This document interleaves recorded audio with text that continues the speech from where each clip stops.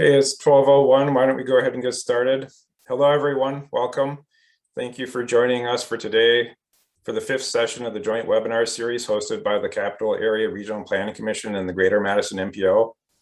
I'm Mike Rupiper, the Deputy Agency Director and Director of Environmental Resources Planning at CARPC. We hope that these webinars have been making the work we do more accessible and provide an opportunity for better coordination and communication between our two agencies and the local communities in our region. The topic of today's webinar is the economics of green infrastructure. Green infrastructure includes a variety of best management practices that use soil and vegetation to retain and infiltrate stormwater. Implementing more green infrastructure was identified as a top priority for the region in the Greater Madison Vision Survey. Today's webinar will be presented by a panel of guest speakers who will examine the costs and multiple benefits of green infrastructure and look at examples of successful implementation from a national and local perspective. Our first speaker will be Janet Clements, Director of Water Economics and Planning at Corona Environmental Consulting. Ms. Clements has more than 20 years of experience in conducting cost-benefit, triple bottom line, and economic impact analysis to evaluate the implications of water-related policies and programs. She specializes in the fields of integrated water resource management, stormwater funding, financing and incentive programs, and the affordability of water and wastewater services. Our second speaker will be Brett Emmons, founding principal and water resource engineer at Emmons Olivier Resources. Mr. Emmons has 34 years of experience specializing in innovative rainwater management techniques and best management practice implementation. He also brings together diverse elements of natural resource management, urban design, and watershed planning into EOR's work. Brett has led the way in developing EOR as a regional leader in green infrastructure. And our third speaker will be Carissa Wegner, landscape architect with the City of Madison Engineering Division. Ms. Wegner's green infrastructure projects include terrace rain garden design and coordination and converting traffic medians from turf to a low-mow prairie or fescue mix. She will share the local experience with implementing green infrastructure in the City of Madison. Now, a few housekeeping items before we get started with the presentations. First, all attendees are muted. Feel free to introduce yourselves in the chat. Please put any questions in the Q&A. You can also upvote questions to move them to the top of the queue. I will moderate the Q&A and our panel of speakers will answer as many questions as we can live at the end of the presentations. We also have 4 poll questions that we'll be asking throughout the webinar. A recording of the webinar will be available on the CARPC website after the event. Now for our first poll question.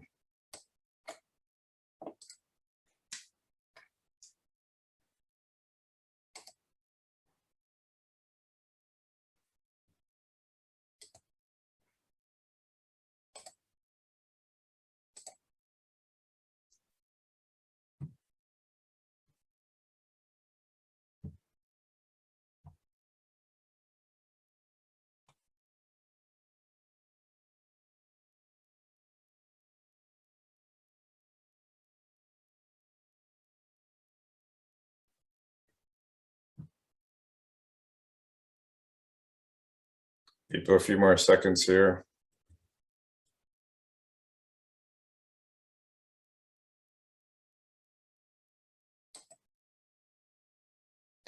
Share the results. It's like we have a lot of designers, engineers, architects, and planners here today, which is great. And also a number of property owners and elected officials and decision makers, which is also great. So welcome, everybody. Now we'll turn things over to Janet to get us started. Thank you. Sorry if I shared my screen too early there. I'll put it back up on the screen. All right. Well, thanks, everyone. I'm happy to be here. My name is Janet Clements. I'm here today to give a little bit of an overview of some work my colleagues and I have conducted related to the economics of green infrastructure and really kind of to provide that more of a national perspective. And then other speakers will drill down to more regional and local examples. So I cannot forward my screen here. There we go.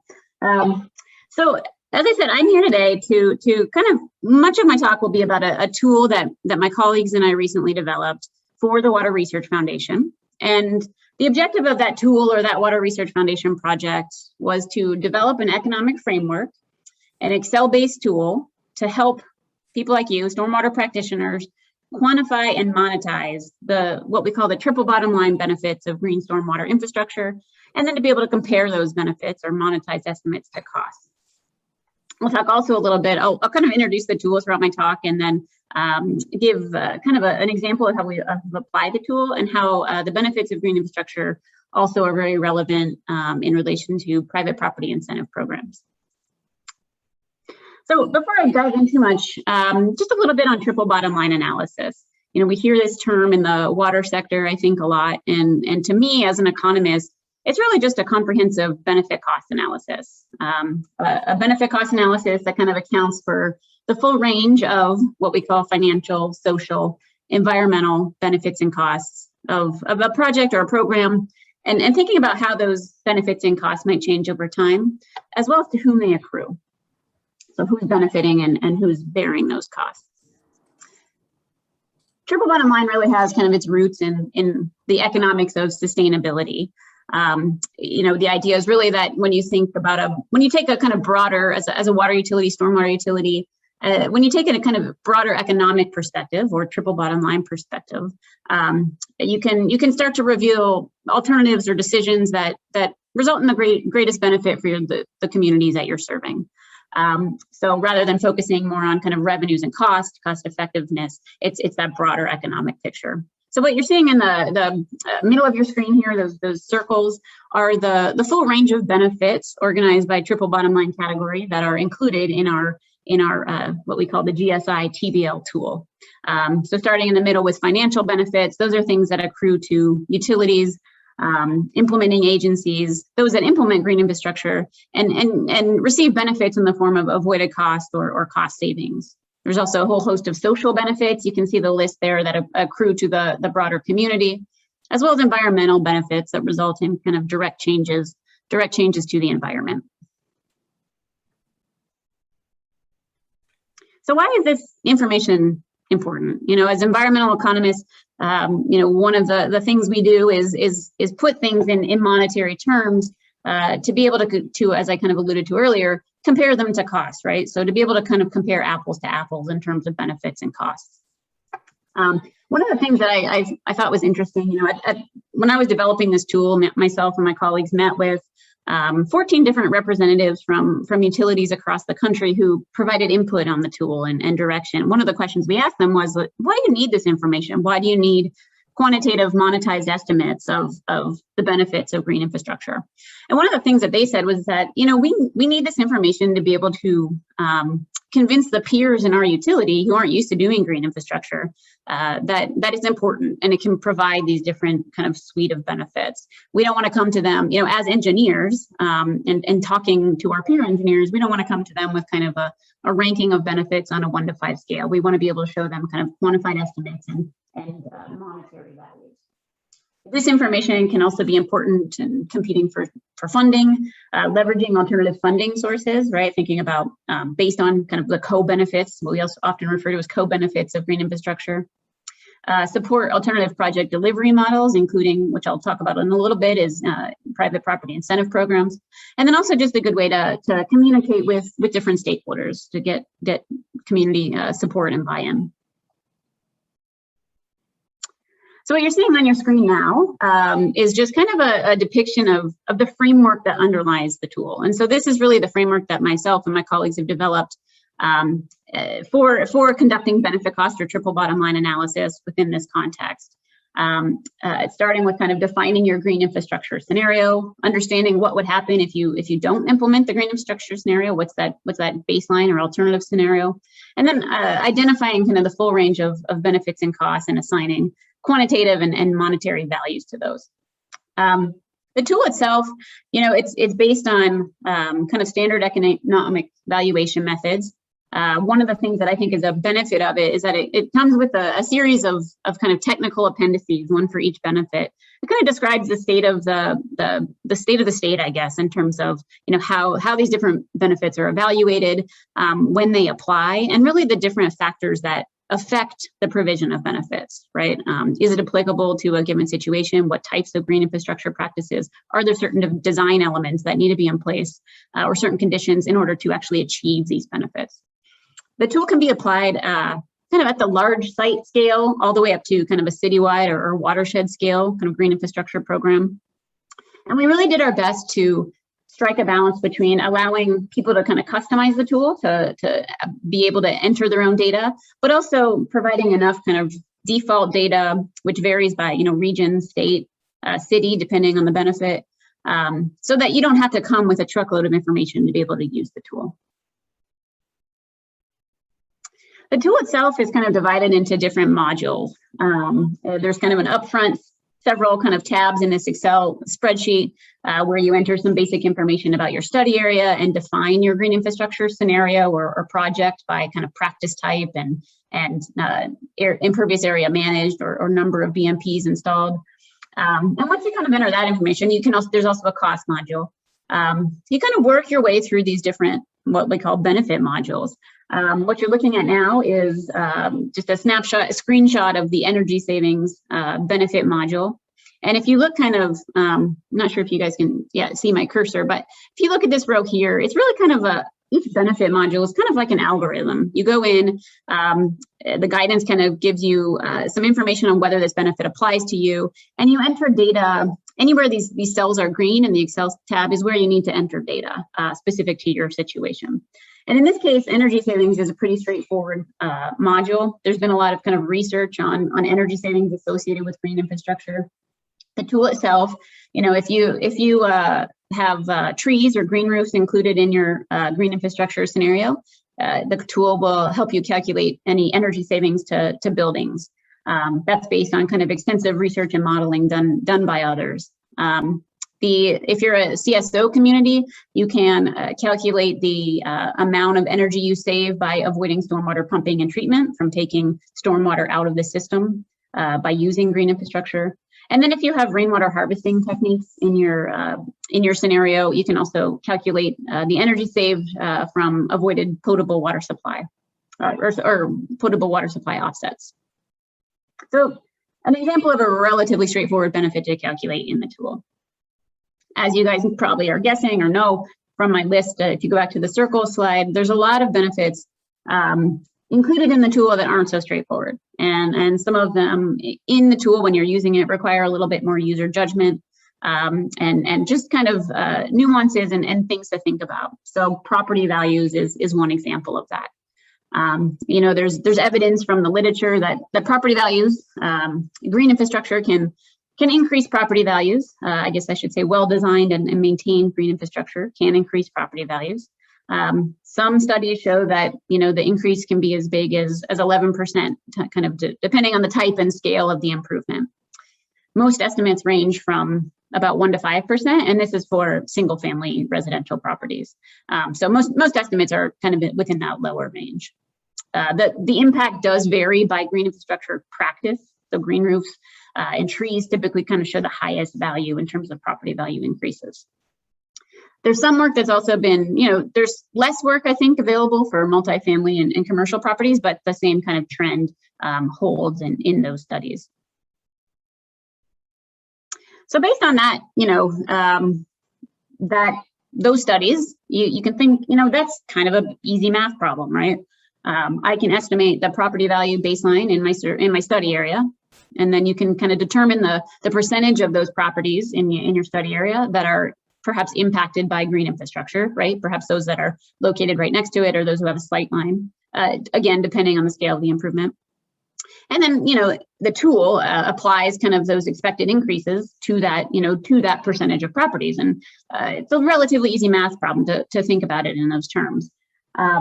But of course, it's definitely not that easy. And I think this is a benefit of the tool is that it really walks you through, again, kind of these nuances. So I have kind of a list of things that you would need to think about if you're actually thinking about quantifying and monetizing, I guess in this case, just monetizing property value increases associated with green infrastructure. It depends where you put the green infrastructure. If you're putting it in an area that's highly vegetated with lawns, maybe not stormwater infrastructure, but already highly vegetated or already has very high property values, you're probably not going to get much of an increase, right? Not much of an additional benefit. On the flip side, if you're putting it in an area where studies have shown that, putting it in areas with lower incomes, which often are typically also less vegetated, you tend to get larger percentage increases. That, of course, probably spurs in your mind some equity issues, right? Which is a big topic in stormwater right now, thinking about, are there unintended consequences, displacement issues associated with siting green infrastructure, perhaps in ways that may not be in line with the characteristics of a neighborhood. And so there's a lot of work around that in the stormwater sector right now, as I'm sure you all know.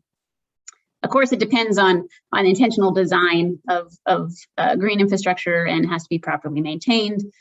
And then also, when you're thinking about property value benefits, it really reflects the value of that people hold for green infrastructure in some ways, because it provides a bunch of benefits.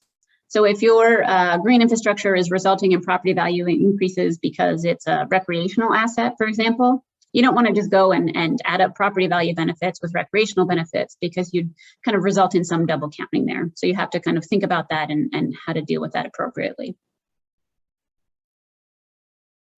This is just a snapshot of the tool as its dashboard and the results dashboard. These are just kind of some made up numbers, but you can see it gives you a overview of total benefits and costs in monetary terms. This is over a 28-year timeline. It can give you a benefit cost ratio and different estimates and ways to present the data. If you were to scroll to the right, you'd see an estimate of benefits in physical unit terms, so things like tons of carbon reduced, et cetera. Now I want to talk a little bit about incentives. So this is kind of a segue. So we use the tool to actually applied it to some existing projects. One of the things we looked at was looking at the benefits and costs of a grant program in Northeast Ohio Regional Sewer District. Has a large scale grant program, about $1 to $2 million per year. And they, in the past, have looked at or have found, I guess, significant cost savings associated with their grant program compared to implementing projects in the public right of way. Because it's on private property, there's some kind of efficiencies that are leveraged, and they have seen a cost effectiveness for their projects that's pretty significant.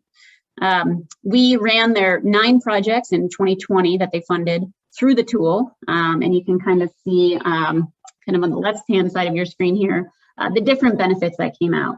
In this case, the biggest benefit, a lot of these projects were redevelopment projects, and we compared the cost of underground storage as well as kind of reduced gray infrastructure kind of within the public right-of-way, and looked at avoided gray infrastructure costs associated with these different projects. And you can see kind of a range of different benefits that we looked at. Moving away a little bit from benefits, this is, Northeast Ohio looked at benefits, and they looked at cost effectiveness of implementing projects through a grant program, and there's lots of other utilities that have adopted kind of other types of incentive programs for private property owners. This is an example of an example from Portland, Oregon, who's done a lot of work on private property. And when they started it, they really found that they were getting a little bit of pushback within their utility, and they wanted to really evaluate and show, kind of the benefits in terms of avoided costs of implementing projects on private property. And you can see kind of the bottom line here. They looked at life cycle costs over time. For doing one example, a direct comparison is doing public right-of-way planters compared to private property planters or basins. And you can see significant savings associated with projects on private property. So a lot of utilities are kind of moving toward this space to kind of complement their public projects and move toward funding more projects on private property. And I have some examples here of different cities that have done that. One last kind of point on benefits and incentive programs is that, couple years ago, my colleagues and I did a study to look at lessons learned from private property incentive programs across the country. And one of the things that they found was that, we sell these things to homeowners. We sell participation in our rebate program or grant program as an asset to the homeowner in terms of how it can increase their property value and the other benefits that it provides. And that's really something that they've found has worked, again, to highlight those benefits. My last slide here is just a note, kind of the last word on benefits is that, this holds true also, I think, in redevelopment and development projects where a couple years ago, my colleagues and I did a study working with developers to find out what would it take for you to do implement green infrastructure kind of on your own, right? Not under any sort of requirement, but how would you be incentivized? And they really said, if you can prove to us how this affects our bottom line, give us actually peer testimonials and case studies from actual projects. If it benefits our bottom line, we'll adopt it. So it's encouraging news. I know there's kind of a lot of work to do in that space. But just some examples of how benefits and private property incentives can kind of play together and help kind of hopefully increase green infrastructure implementation across the city. And that, my 15 minutes are up, so I will end there. And I don't know if I'll be taking questions now. Sorry, Mike, or if we'll be doing that at the end. Yeah, I'd like to hold questions for the end, but if Great. as you think of them, please put them in the Q&A, and then if it's for a specific speaker, we'll address it to that speaker at the end at that point, or open it up for everybody on the panel to answer. So at this point, we'd like to ask our second poll. Thank you, Janet. That was great information, and it looks like a fantastic tool to try out and use. At this point, we'll ask our second poll question before Brett gets started. This one is related to what you see as the biggest hurdles in implementing green infrastructure practices.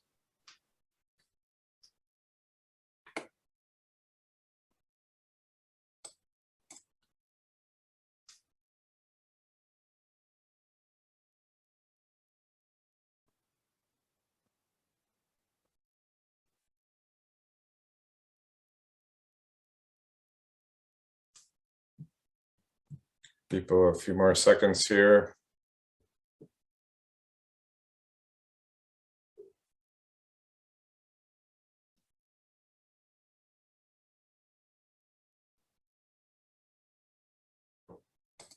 Share the results. So maybe not surprisingly, funding and cost is a big one, along with expertise in design and modeling. Maintenance, always an issue too. Thank you for those responses.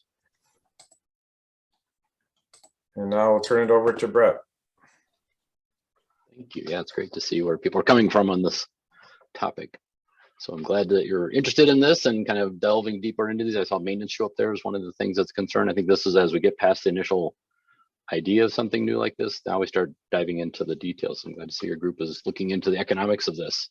So I'll take you through, kind of show you some more of a regional scale, if you will, and show you a few case studies, examples of work that we've been involved with, familiar with, that show some of how the economics have been approached from different angles, and touch on a little bit of what Janet did a great job of talking about is, even just trying to go beyond the kind of immediate, easy to quantify monetary benefits to some of these harder to quantify benefits. And our, I'm gonna see if I can advance the slides. There we go. EOR, one of the founding members of EOR. My background, I'm a very multidisciplinary group, I guess, is the bottom line I wanted to get across here. I have a forest ecology undergraduate, and I have my master's from UW-Madison in civil and environmental engineering with water resources specialization. And we definitely try to come at this and kind of think of this from many different lenses when we're looking at solutions, not just kind of a one-dimensional approach. So I've picked a few examples of projects that I think illustrate this, and I'll concentrate a bit more on the economic part of those, but just give you a quick overview of that. One is that project that's kind of an ongoing effort, if you will. It's developing an entire stormwater plan for a large portion of a city in the South Metro, the Twin Cities area, Minnesota, that's fastly growing, rapidly urbanizing, and really taking a different lens on that and using more of a green infrastructure approach.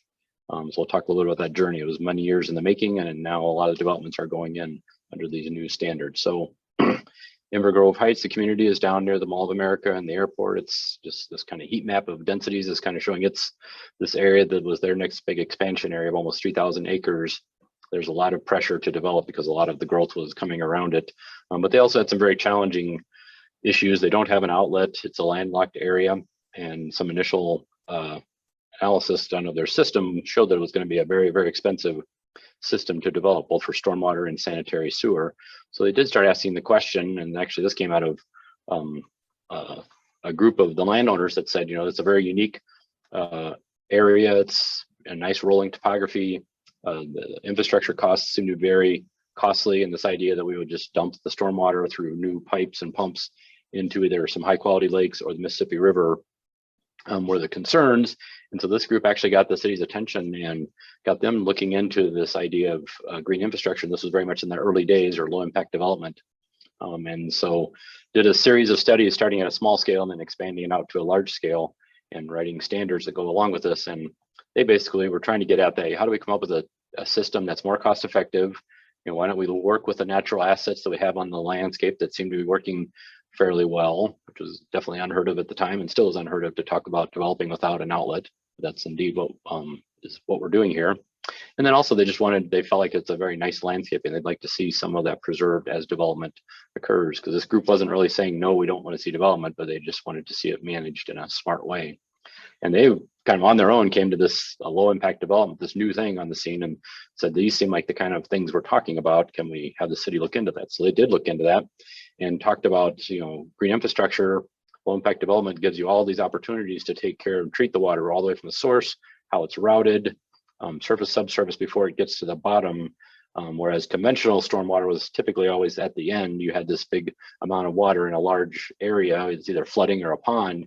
And now you've kind of accumulated the problem and it becomes kind of difficult to deal with, as we keep finding. So this another approach is just to kind of strip away that problem in these multiple opportunities. So again, kind of fast forwarding through a lot of work, we developed a stormwater management plan for this portion of the city that is indeed designed to be landlocked, which has a strong emphasis on LID, green infrastructure requirements on the development site, and then all the natural depressions scattered throughout the landscape are also, those were in part of the old system as well, ponding areas. Those are being preserved in their natural state to preserve their natural ability to hold and retain that water without just sending it downstream. So there are a lot of different, I'll just touch briefly, and there's a lot of different standards and different approaches that were implemented as part of this LID approach.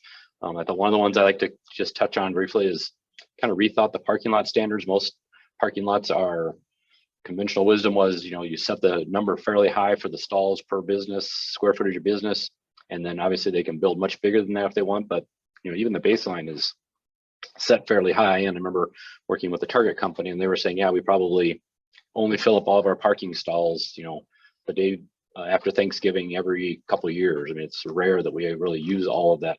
So the standard became more of we want you to downsize. And if you are going to try to go up towards those old standards, then you have to be using permeable surfaces for the rest of that. And also built in some kind of disincentives if they really went really high on their goal of how many stalls. So had a lot of unique aspects to this. We worked a lot with planners to put it together. There was actually a open space preservation that was built into this, which including those regional basins.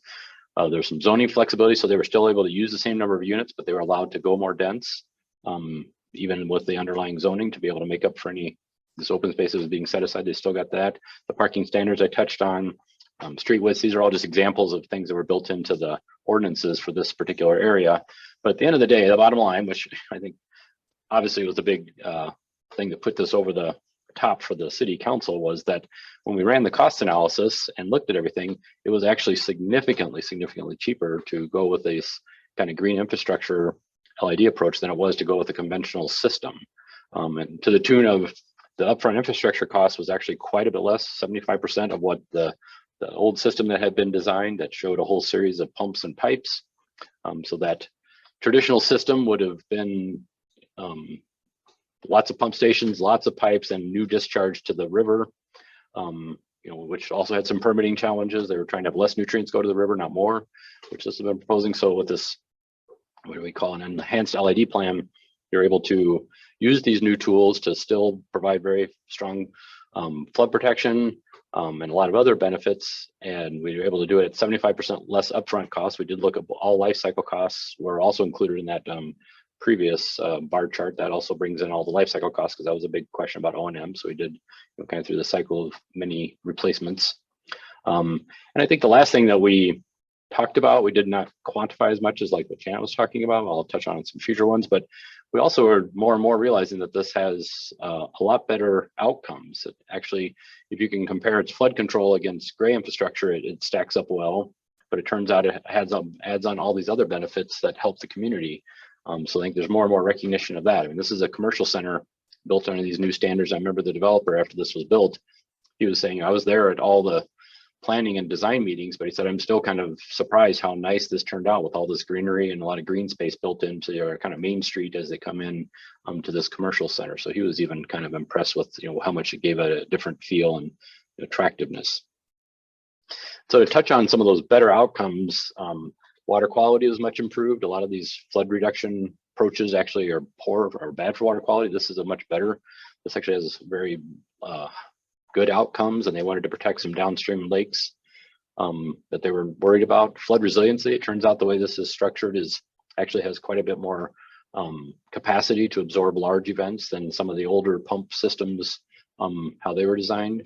There's a whole system, because of this open space, there's a whole system of parks and trails and passive open spaces throughout the community.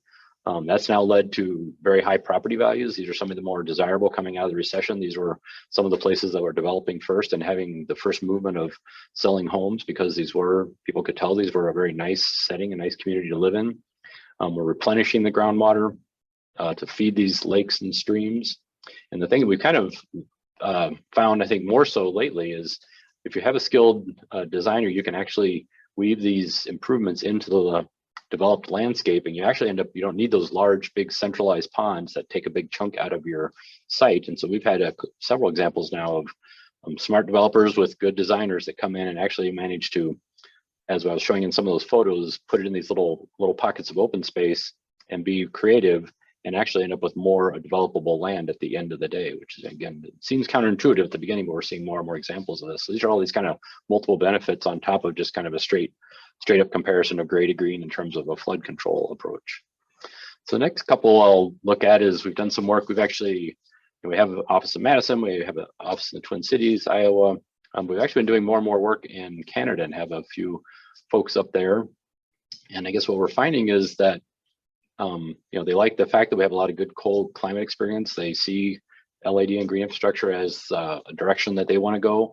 They don't have as many top-down mandates they don't have a federal Clean Water Act, but what they do have is a lot of communities that are saying, we know the way we've done this in the past isn't working. We're, not interested in continuing to repeat the same problems that are, having us face huge, very costly infrastructure replacement and upgrades.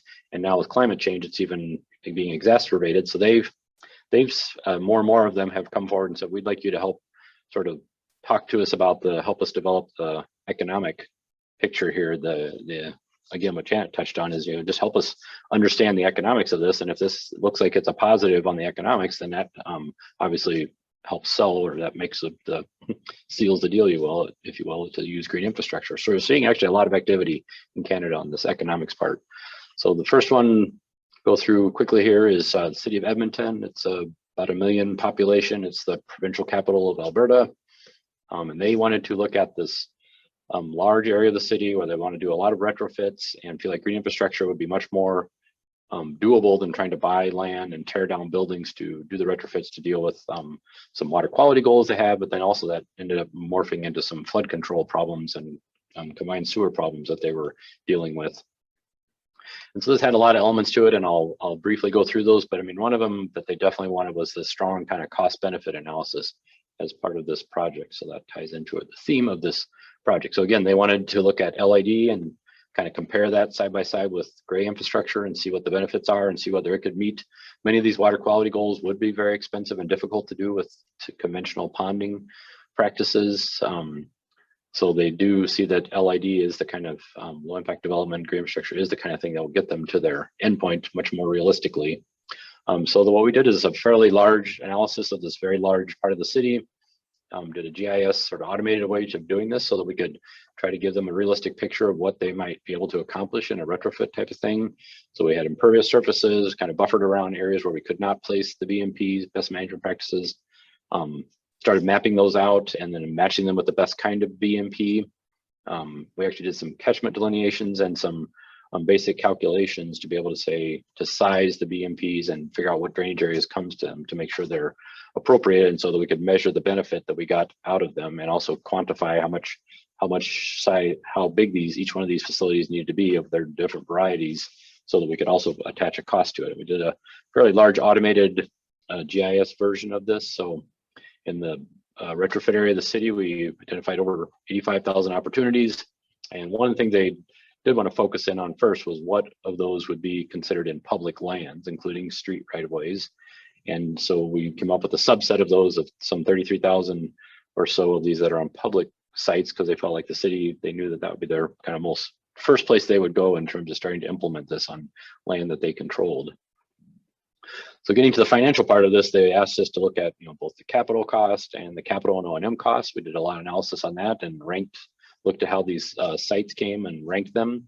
We also they wanted to look at it just from we had a goal we were trying to get to, but also let's look at what the pollution control benefits are and try to come up with these cost to benefit ratios to also tease out which seems to be the better practices, the choices that they had on hand.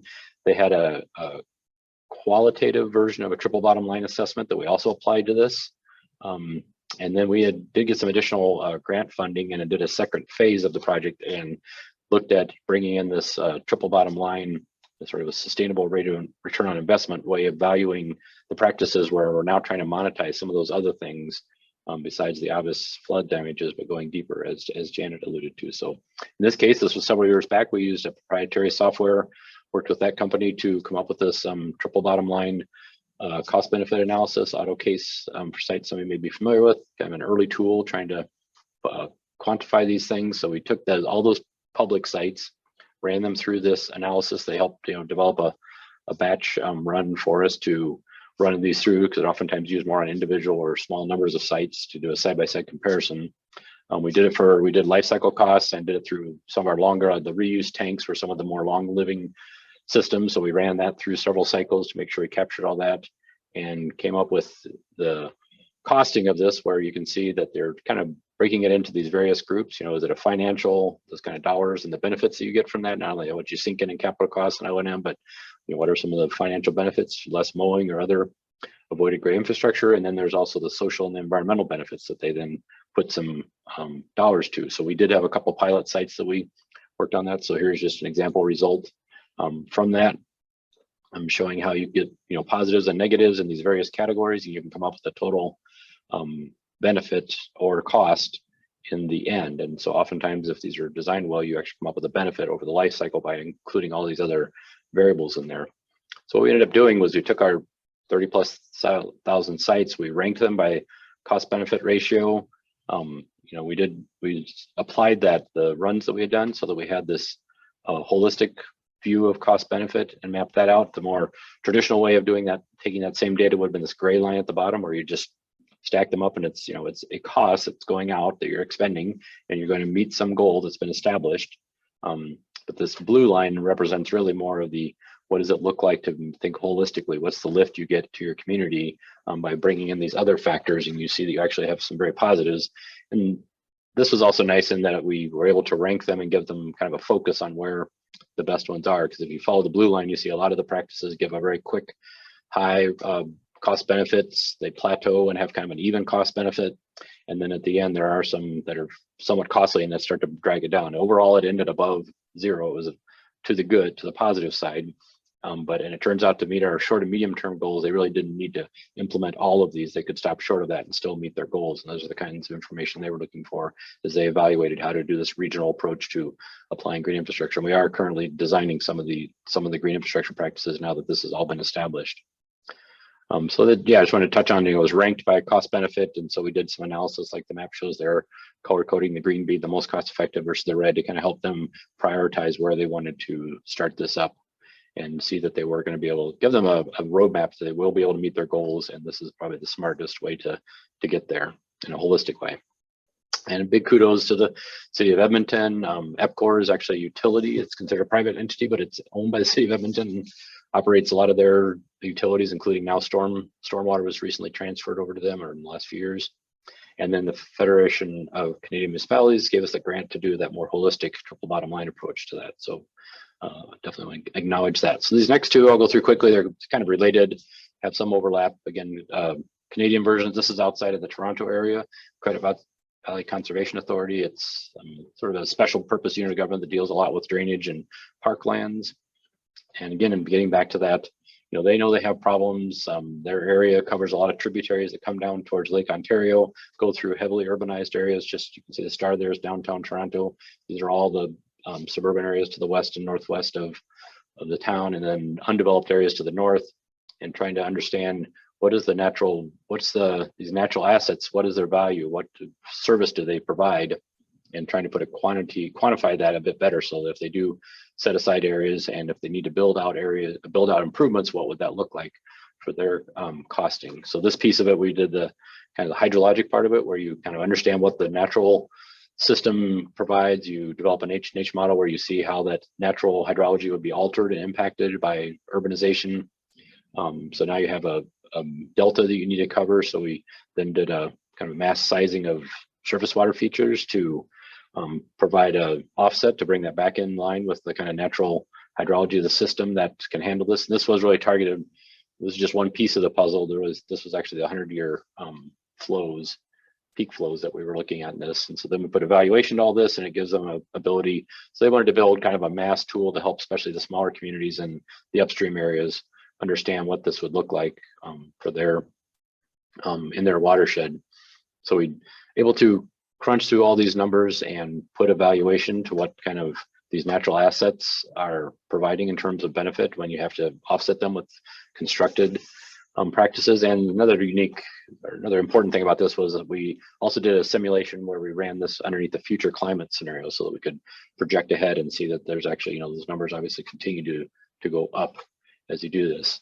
The next was for the same entity and really kind of built on that past work. That past work was kind of a building block for this next piece, which was looking at that risk rate of return approach to the green infrastructure. And well, actually all practices, but we've mixed in LID, low impact development, green infrastructure into this. So I wanted to start putting together some damage curves and say, you know, this graph is just trying to illustrate that along the bottom, if you keep developing and adding more and more peak flow rate, you can start to see they actually mapped out, went through this whole area, mapped out the damages that would be, did kind of high level hydrologic modeling, and then could see what flood profiles created. This is for the main stem, kind of, there's also done, this is the riverine flooding damage curve, and there's also one for localized damage curve. So basically it shows you that as you keep going up and adding more flow to the system, your damages are rising, and therefore you can also come up with strategies to push yourself back down this curve, so you're not having as many damages. And so that natural asset that we just talked about is one of the variables being factored in. There's actually a company that specializes in this kind of cost benefit analysis that was leading this, and we were providing a lot of the hydrologic H&H kind of support for this. This is one of the tools that they were developing in the watershed, where you could go through and click off on here. It's, you know, what's the damage assessment for buildings and rail facilities and bridges, rail bridges. And so it would pop up and show you the hot spots with these red blocks where these tended to look like they were going to have the worst problems, and you can run it for this 100-year future possible scenario. So it tries to help local communities understand where their vulnerabilities are and where they want to look at and concentrate their efforts. And this other map then shows, on the left is the red towards the bottom is showing where the highest damages are trending, the coloration. And then on the right is where the actual causes of those damages are likely coming from. As these upper areas develop, this will be driving a lot of the damages. So it also helps focus in on where they need to focus more of their attention, because it may seem obvious, but oftentimes people tend to think they have a problem flooding in a spot, so they want to go build a rain garden or do something near that spot. But obviously it could be far upstream that's really driving that, where they need to concentrate their efforts. So with that, I will wrap up, and thanks, and take questions at the end, I believe.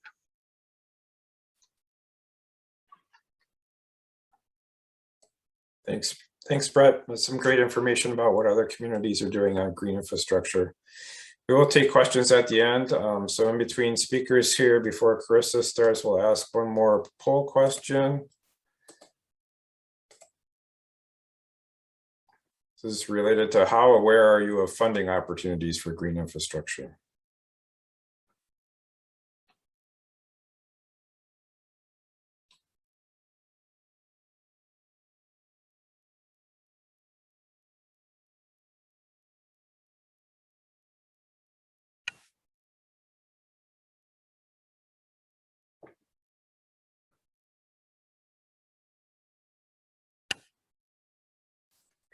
Looks like responses are ending, so I'm going to end the poll and share.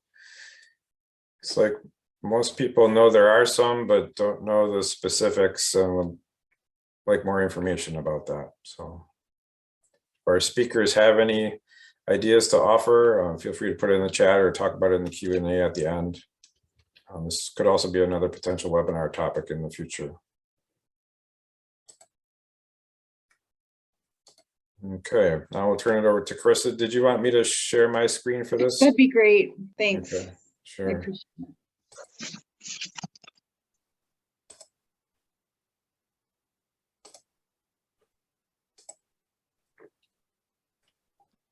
Great. Hi, everyone. My name is Carissa Wegner with City of Madison Engineering, and I'll be sharing some information today about our green infrastructure pilot study on behalf of Phil Gabler, who is one of the water resources engineers at the city.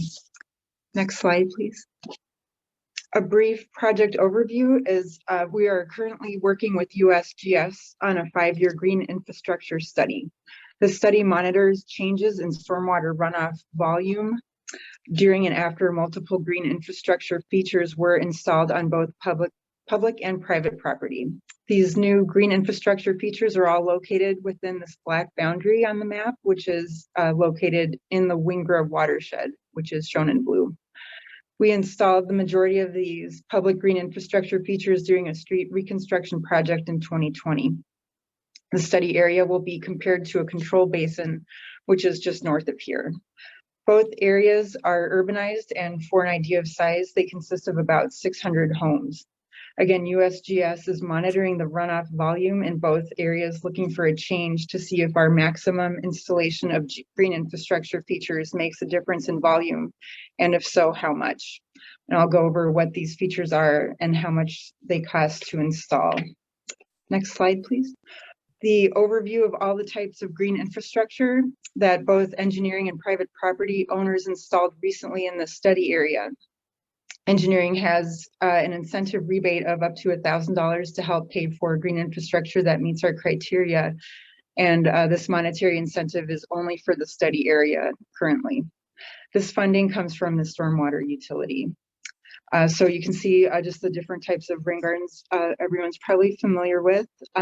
Directing water to grass or garden, I double checked with Bill. I thought it was maybe swales and berms and things like that I've seen people do, but he said it can be simply property owners just moving their existing extended downspouts from directing water to the driveway and sidewalk just to the, rather just moving it to direct water to grass or gardens. Soil amendments are just adding compost. And then on the right-of-way, the stormwater terraces are things that we design and install in the permeable streets as well. In the right-of-way, all of these except for the streets, the permeable streets and rock cribs would be maintained by the homeowner, and then the streets and rock cribs would be maintained by the city. Next slide. This map shows how many features were installed and exactly where within the study area. In addition to the total cost, we have individual costs for all of these features as well towards the end of this presentation. Next slide. This is what we call a rain basin. We basically just made it up. It's a shallow 4-inch scrape or depression in the terrace. The terrace is located between the sidewalk and the curb. Which allows, we were hoping it would allow water to soak in where it falls or snowbanks that melt to keep the water in place and not run off into the street. These cost $400 each, so rain basins may not have been the best idea just because of the limited hydrologic impact. They don't take a lot of water, and the water they do absorb is fairly clean already. The benefit is we didn't need permission from the homeowners for these, as they're basically the same maintenance as they were previously. And the homeowners, if the homeowners wanted it planted, we could do that as part of the street project. So we planted some with native plugs for additional infiltration. Next slide. As many of you know, this is a terrace rain garden. To me, this image looks a little bit different in perspective. The flume does direct water from the street into the rain garden. These rain gardens are 1 foot deep, deeper than the road elevation. We construct and plant, and then the homeowners maintain. These are built only if the homeowner wants one, and the cost is $100 for them, and then engineering pays for the rest, which is typically around $3,000 to $4,000. And we again have the prices. And also on this page, I'd like to point out the link to engineering stormwater, our program and initiative, if you're interested in more information about our terrace rain garden program. Next slide. Here are the costs. Typically, so we've been running this terrace rain garden program citywide since 2010. Over 100 installed with street reconstruction projects while they pour curbs. So the contractor can include the curb cut and then the construction of the garden. Let's see. So yeah, just some basic numbers. Next slide, please. Let's see. So this is more Phil's realm, the permeable road surface design. This feature is an interlocking paver system, and this is something the city would need to maintain.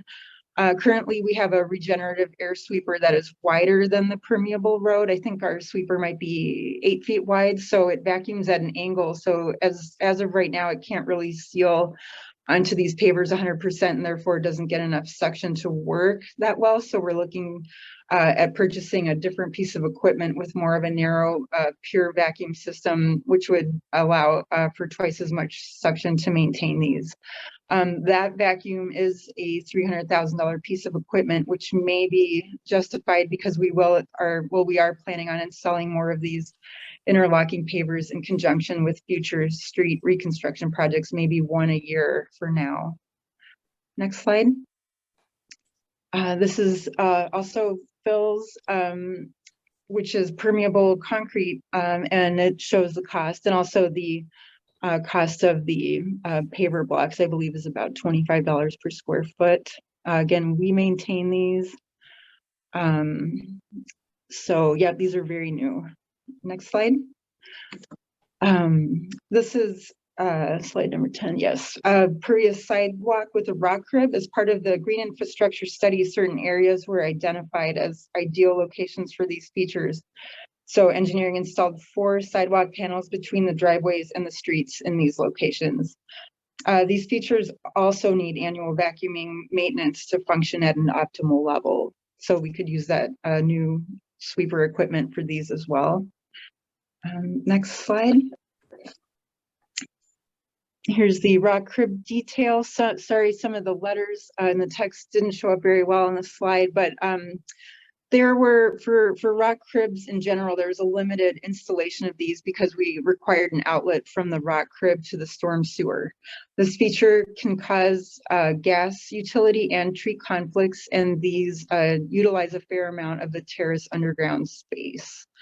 The benefits of rock cribs are that they treat directly connected impervious areas, and they can fit in almost any terrace, and they don't change the surface of the terrace. Next slide. Rock crib costs are, let's see, yep, this just shows the costs. You can see on the slide between $4,600 and $6,700. Notice the driveway had to be cut about a foot into the driveway for installation. And Phil also noted that we were looking into, he was looking into precast driveway aprons that they just don't exist as far as my understanding. Next slide, please. This slide lists some advantages. I think a lot of us are probably familiar of private rain gardens. They need less maintenance because they don't take in all the street sand and salt. Next slide. Here are some more costs. These are part of the incentive. Again, we were reimbursed up to $1,000 for people in the study area to build green infrastructure features to collectively try to reduce volume of the stormwater runoff. Next. Rain barrels, we all might be familiar with these. They can be fairly low cost. Next. Soil amendments. This is kind of a technical slide, but basically a shallow soil amendment done by mixing compost into existing soil is an effective way at reducing runoff from a single family home by up to 64%. Next slide. Green roof. These are very cool in my opinion, but also expensive. At this time, I believe costs may be around $25 per square foot. I would have to double check that. Next slide. Here are a lot of the costs, and note that in the link City of Madison Business Public Works contracts, we have it's public information to show all the prices for all the things as we purchase as part of contracts. So a lot of information would be here in this link. My understanding, just to note, is as with all new features, contractors may charge more initially until the features become more routine to install. So we hope to see a decrease in cost for future projects with green infrastructure. Yeah, feel free to check out our public works site for all the prices. Next slide. Here again, we showed this already, but I just wanted to show again exactly what we installed and where within the study area, since we just talked about all these green infrastructure features. So the next slide has our contact information. If anyone has any questions in the future, if you think of anything, thank you.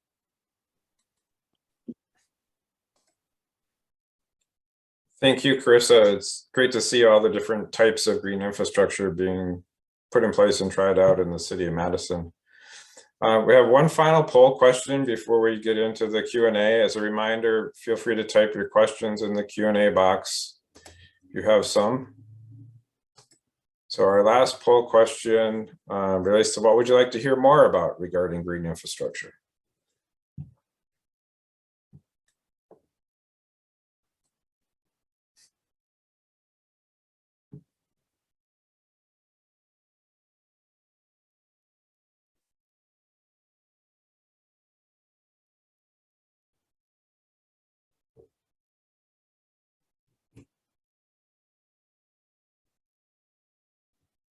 Give people a few more seconds here.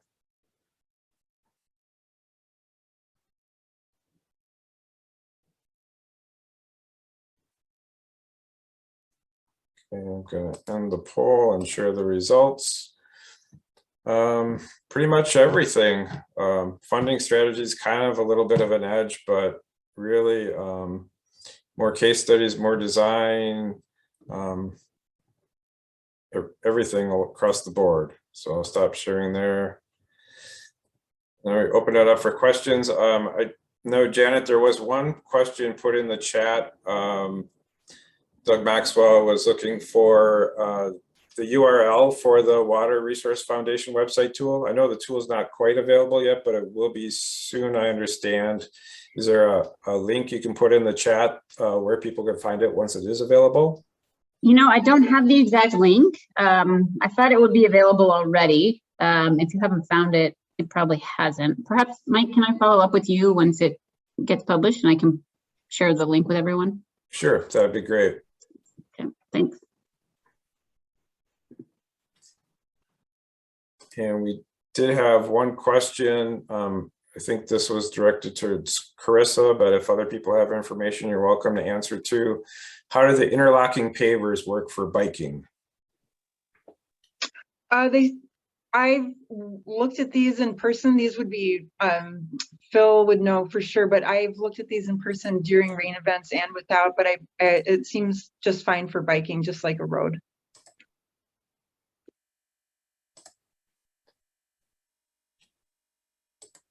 Anybody else have experience with that they would like to share?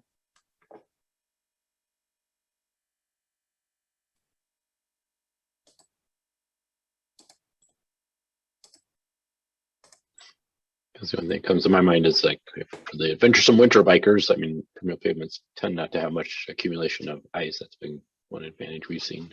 And there's a lot of talk about not having slippery surfaces. That could be a plus. Yeah. I did put a couple of links in the chat to, I think the page of Janet's project on the Water Resource Foundation site, as well as their main tool site. But we'll follow up with people too when the specific tool is available, just in case it doesn't happen to end up on either of those pages. We had one more question. I think, again, this is directed to Carissa, but maybe other people have some thoughts about it too. Has the city estimated volume reduction yet for the green infrastructure installations, or what is the process for estimating those reductions? I don't know of any estimations, but I did ask if we have any data yet on if there's any reduction yet, and it was skewed because of the 2020 street reconstruction project so far. But the study goes from 2020 to 2025, so we'll find out a lot more between next year and 2025. Okay, great. I would add that there is a growing database that shows if properly designed and installed, they work quite well. I think that's what we've been finding is oftentimes our design estimates are low compared to what actually we're getting out of the monitoring.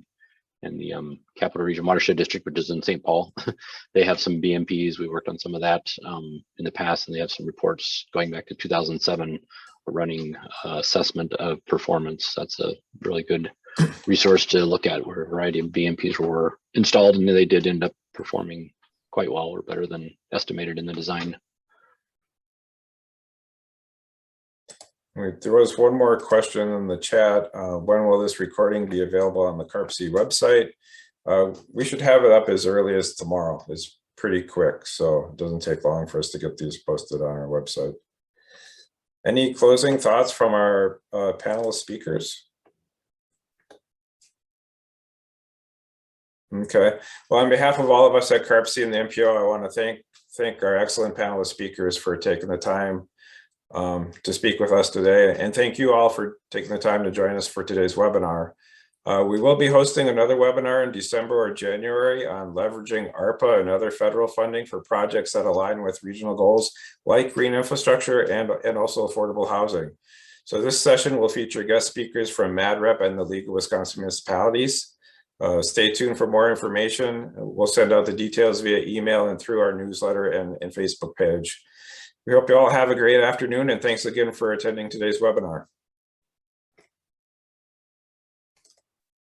Thanks, glad you tuned in.